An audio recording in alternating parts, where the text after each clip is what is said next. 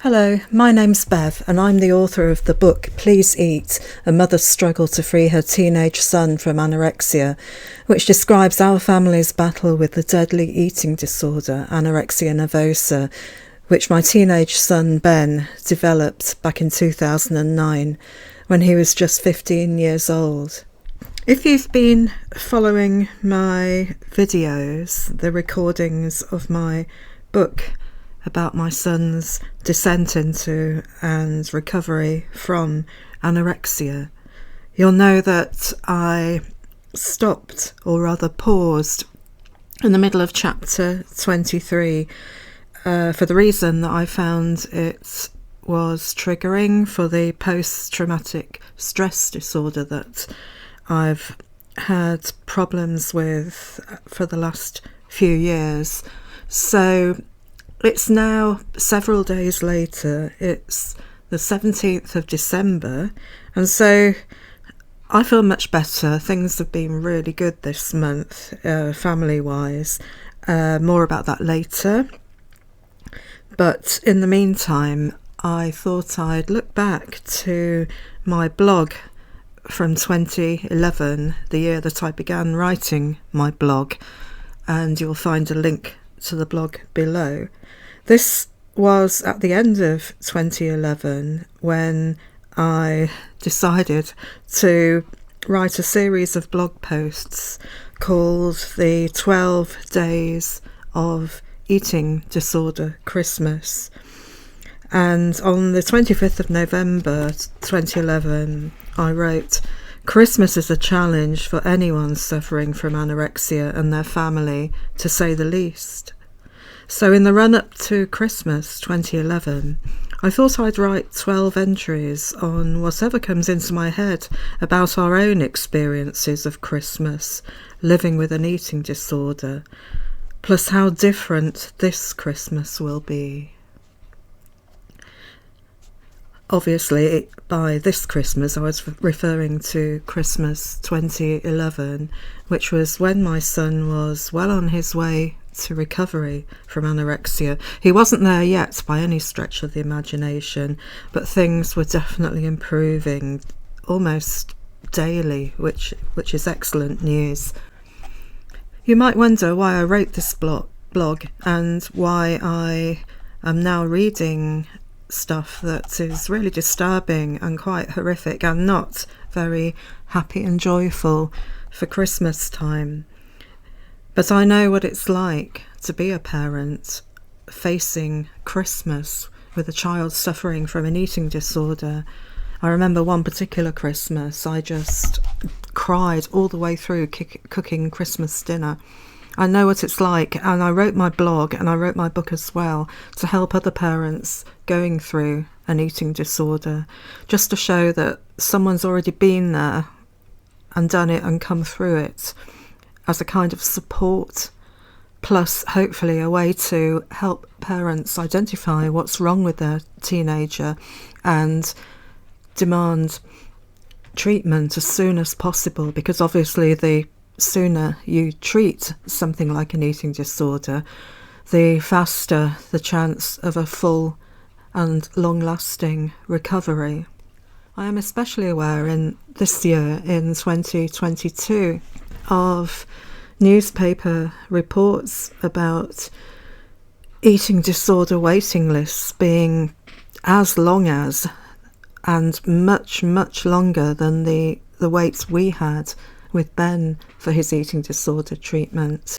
This is extremely disturbing, seeing as it's a decade or so after my son developed an eating disorder, and it shouldn't be the case that this is still happening, because it is absolutely nightmarish for families dealing with eating disorders.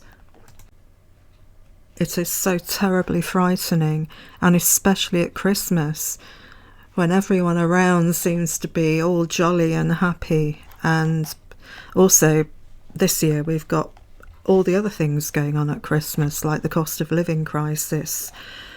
And I really feel for other parents who are facing this terrible time with a young person battling with an eating disorder, which is why I've decided to continue with my recordings on YouTube. I'm putting my book on hold at the moment. We're about halfway through the book. And as I said earlier, I'm reading a bit from my blog from 2011. So with no further ado, I'll go into my 12 days of eating disorder Christmas from my diary, except there's not 12 days, there's 10 days, because I found after 10 days, seriously, that was enough. But this will give you a bit more background as to what had been happening in the previous 2 Christmases while we were battling to get our son treated for his eating disorder. Friday, 25th of November 2011. On the first day of Christmas, the eating disorder gave to me the nightmare on Christmas Fair Eve.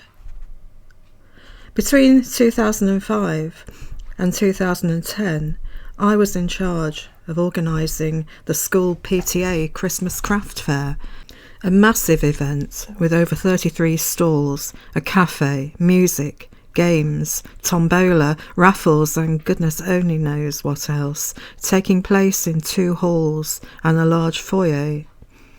On the day before, it was a case of all systems go as I helped to transform the various rooms into a Christmas wonderland and ensure everything was ready for a crack of dawn start the next day. The organising itself began in September. It was a huge undertaking, made a zillion times worse by the fact that Ben, my son, was hurtling into anorexia nervosa.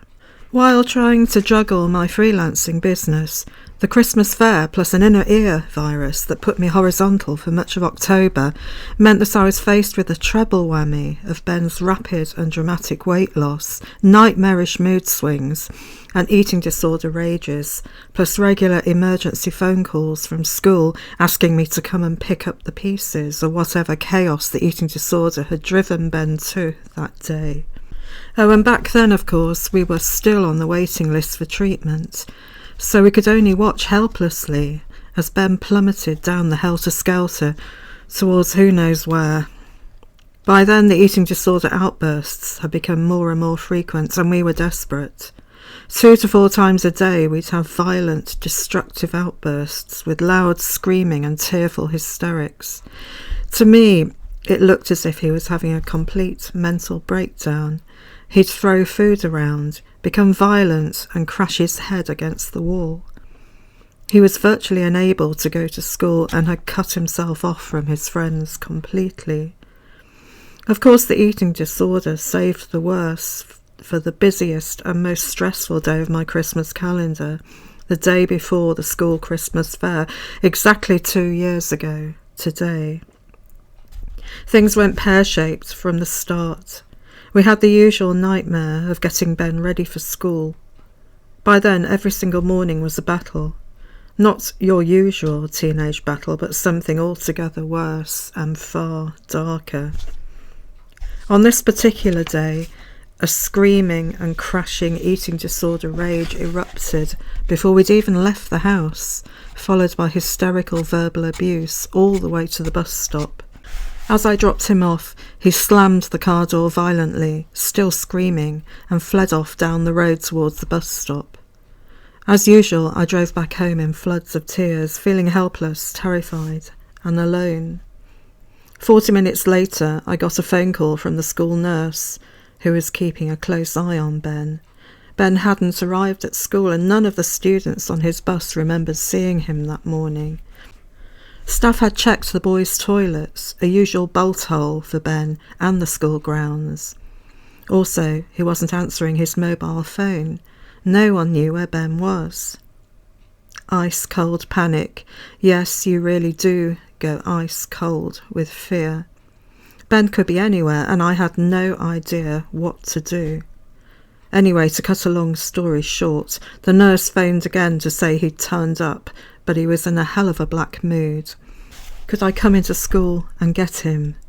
So there I was, cramming all the Christmas fair paraphernalia into the car and phoning around trying to get someone else from the Parents' Association to take over the setting up of the Christmas fair. No one was available. They were all at work. I would have to go ahead and do it, eating disorder or no eating disorder. 30 minutes later, I was in the school medical centre, helping staff to pacify Ben, who seemed to have gone completely insane. An hour or so later, I was in the local supermarket car park, bawling my eyes out into a bag of choc chip cookies, taking phone calls from worried PTA members as I started to delegate all the following day's Christmas fair tasks. I said I'd come down with a nasty virus. No one knew what the real reason was. Meanwhile, Ben was still at school. He'd been pacified and was relatively okay for now. And also, meanwhile, I was acutely aware that my team of parents, staff and student helpers would be turning up shortly, expecting me to direct the setting up of the Christmas fair.